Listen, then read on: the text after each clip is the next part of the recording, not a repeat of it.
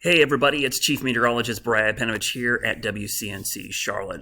Normally I would be talking about weather or other science stuff, but tonight I thought I'd do another helpful video to kind of help people get through this coronavirus thing, because obviously it's taking over our lives whether we like it or not. Obviously it's affecting a lot of schools, and one of the things I wanted to focus on was tools that people could use that you may not be familiar with to kind of make remote working, but more importantly, remote education. I think most people in the business world will know most of the things I'm going to show you, and I apologize if these are all familiar to you, but this is really for people to just look for some tools out there that you can use at home on your phone to help you kind of do telework. I'm working from home. I mean, we live in a very connected society, and I think these tools can help you. Now, one of the maps that I've been using quite a bit to kind of keep a track what's going on is this great map, which, unfortunately it doesn't look great, but it's very informative. It shows you the number of cases across the world of COVID-19, and John Hopkins actually put this out, and it's a way you can kind of keep track of what's going on.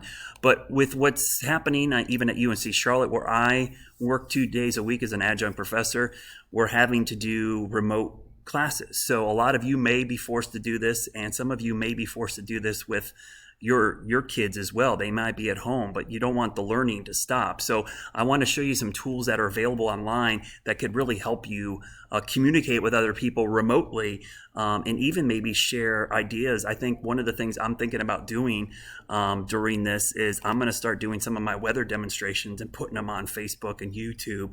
So for normally what I would do for school talk, you can come online and check them out so people can still learn. There's no reason the learning has to stop if you're stuck at home or school is out of session. So let me start with the first thing, Google Hangouts. I used to use these all the time as a way to communicate with other people. You can use this on your phone. The Chrome browser has an add-in. Think of this as a free version of Skype that Google has. You can bring multiple people in there. You can chat, but it's a free service to teleconference with other people, video conference with other people. It works really great. Works on my laptop, my Surface Pro. You see some examples there on screen. Big fan of Google Hangouts. It was probably the best thing that Google Plus had when it was a social network, but now they have a standalone platform. So Google Hangouts are great. If you want to meet up with people online and share content together, you can share files, screen share. It's actually great. The old standby, we use it here at work all the time, Skype. Skype is great. Works on all devices now, even iOS. It's a Microsoft-based product, but it works on everything. There's a business version, and most people in the business world know about this. You can make calls with it, but a great way to kind of interact with more than one person. Works on Windows, Mac, and Linux, so it's great. I love that things work on mobile devices as well. I just did one of these tonight, Zoom call, probably the biggest one out there. This is a great free service. You can buy high-end versions of this. We use this a lot here at WCNC to do meetings remotely. Highly recommend that. One thing I think people forget about, because I'm doing this on Facebook and YouTube, a lot of people don't realize that in Facebook, in Messenger, you can actually do video chats and video conferencing. You can pull it up in Messenger and actually share files. You can actually share files in there as well. There's a lot of things I can hit Facebook for, but Messenger is actually a pretty useful tool. There's a lot of things in there you can use as well. Also, don't forget about Google Suite. You've got Google Drive, you've got Forms, you've got Slides. Basically, this is like a free version of Microsoft Office if you don't have that, and you can share files between each other. So collaboration is really useful inside the Google Suite. So you can download this, and I'm a big fan of this, but I use a lot of Microsoft products as well. I love OneDrive. OneDrive is my cloud storage because I already have Microsoft Office. I get 1 terabyte of storage there, but really useful for business or personal communication. Now, let's say you need to lead a lecture, or you're a teacher or a homeschool teacher and mom or dad, and you've got to share information with other people remotely. One of my favorite tools, and it's free, but I have a paid version, is called Screencast-O-Matic. It's actually what I'm recording this with right now.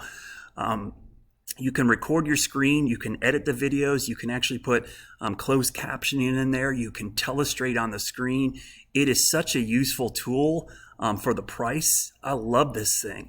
It has a telestrator built in. I can actually use this on the screen right now if I can grab it.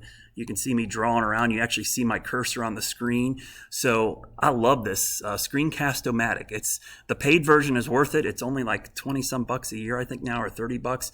but man, is it a great tool. So just some things that can help you get through this coronavirus thing, because a lot of us are going to be working from home, whether we like it or not, whether you're teaching class, whether you're communicating with your coworkers. You may not have all this infrastructure in place, but there's a lot of free stuff out there you can use.